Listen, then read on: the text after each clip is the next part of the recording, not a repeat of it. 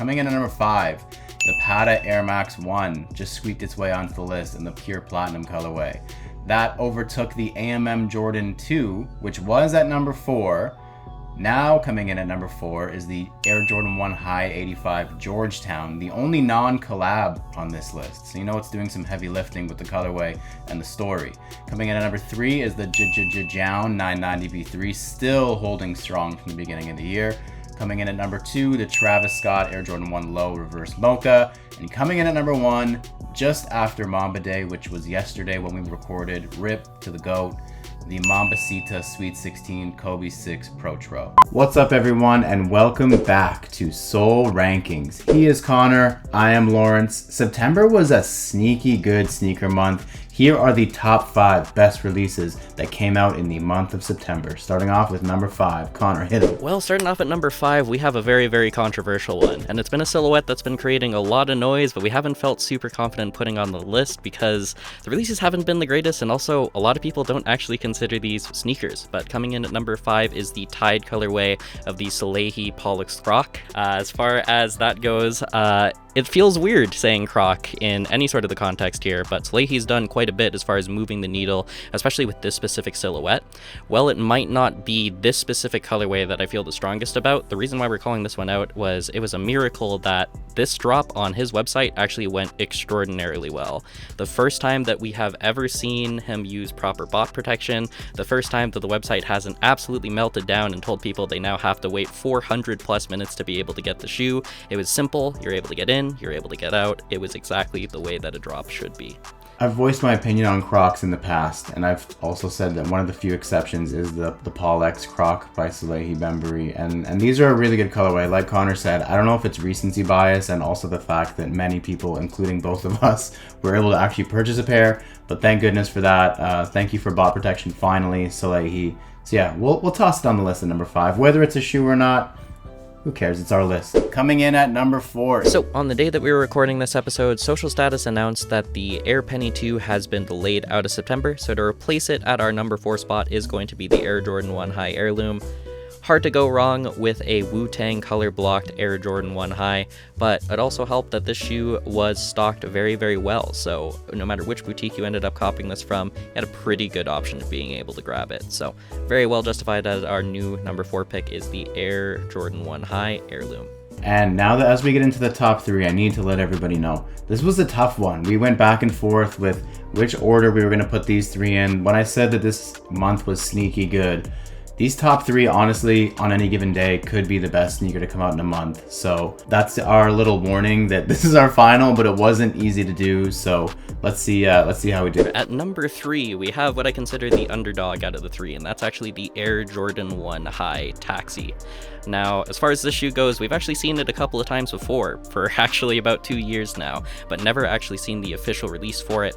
This is the first time that we've seen it, and especially in this classic colorway, sort of the primary black, white, and then just that hint of color on the toe box has been a really, really popular combination.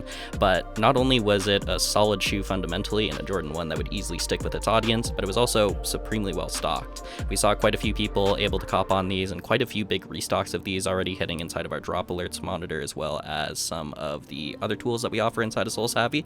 So it's been a really, really cool shoe to be able to see in so many people's hands. And again, anytime it's a good Jordan 1 and anytime that's able to make it out to everybody, that's always something that's worth note. Yeah, for sure. I feel like Jordan fans can kind of like finally let their shoulders down a bit and breathe a sigh of relief because this sneaker is finally released. Again, it feels like it's been 5 years in the making at this point. And yeah, it was a really good release, really well stocked. OG color blocking and swap out the color for something bright and you've sold me. So yeah, easy made it into the top 3, and again, could have easily been the best shoe of the month in some of the other months we've seen so far. And with that, let's move on to the next pick, which was really, really hard to decide the positioning of these. Lawrence, why don't you let us know what number 2 was? All right, so we finally saw for the first time since 1988 an Air Jordan 3 Fire Red with Nike Air on the back. We've seen several different retros of this sneaker over the years, but we're finally getting it in its most OG form. The shape, the quality, the colors, everything was just immaculately done. And again, people have been looking for a Jordan 3 to come out with this sort of attention to detail for a long time, and we finally saw it. This shoe was so close to being number 1. Like, we went back and forth a lot, it will probably be one of the shoes we look back on in a couple of years and say, yeah, that was one of the shoes of 2022. But man, just so happy to see a Jordan 3 come out with such high quality materials, and the shape is just so perfect. You definitely know when an OG colorway is hidden different because so many people were super excited about these. I kind of even underrated the excitement that I would have for them, but as soon as I opened up that box and even saw that original card in there, I was set. It definitely has a much different vibe, especially as soon as we're able to throw that Nike Air on the back. It makes me really, really excited to see white cements come back again with Nike Air on the back. But it is really, really cool to see one of the original OG colorways come back, and I'm super duper excited to have them back in my collection. Super excited to wear them as well. Also, extraordinarily well stocked. Big shout out to Jordan Brand for rolling out huge on these, as on drop day it really wasn't even a stress for a lot of the releases that we ended up seeing. Thanks again to drop alerts as well as our monitors. Members were able to cop as long as they were around for drop time. But yeah, other than that, number 2 is the Jordan 3 Fire Red. All right, must be a pretty good sneaker coming in at number 1. You can break the news, Connor. At number 1 we have the Off-White Air Force One lows in the Brooklyn Green Spark colorway. Now, the reason why I have these pegged at number 1 and why it was such a hard decision was because this is a shoe that's actually demanded the conversation from our community for quite some time. This shoe didn't officially have a release date.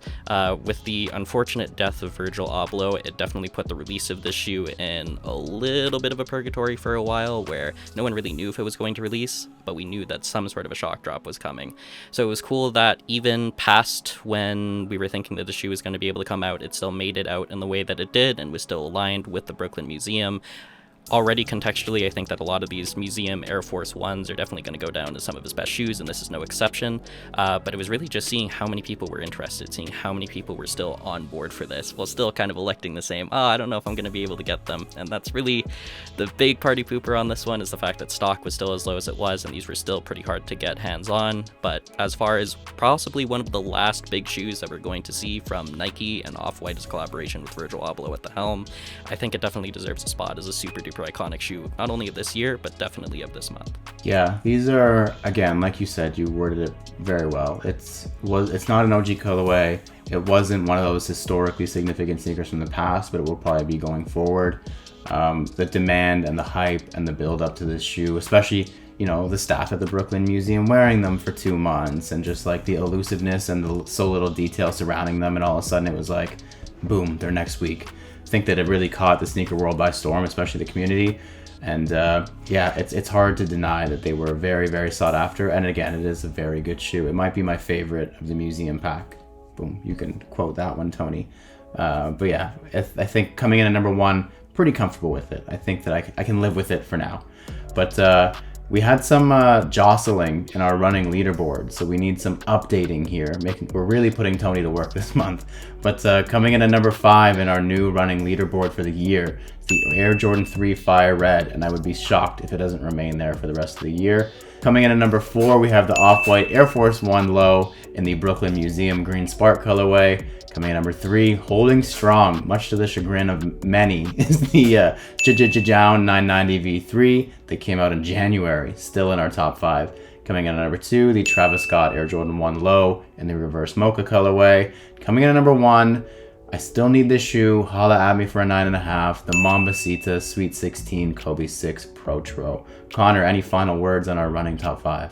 It's getting really, really tough to make this adjustment or any sort of adjustments to this list, because month after month we end up with new perspectives, even on some of the previous shoes that we've looked at in the past. And I have a feeling by the time we hit December, that's going to be a really, really tough decision to really nail down what that final list is looking for. But hitters on the way. We've got less than a month away now from where the lost and found Chicago Jordan 1s are going to be coming in, so really interested to see how those stack up, but also a lot of surprises on the way as well. We never know what the holidays bring out, so bring them on. But also, I am not looking forward to that meeting room. That's going to be a really contentious discussion. Yeah, when Tony gave us this job, I don't think he realized, or maybe he did, how tough this was going to be. So once again, for the 3rd time this episode, shout out to Tony. All right, well, that is it for our top 5 of the month. Make sure to check back next month and see how it goes. It's Halloween next month, so we might see some heavy hitter quick strikes coming in. I have been Lawrence. He has been Connor. We are out of here. See you next month. Peace.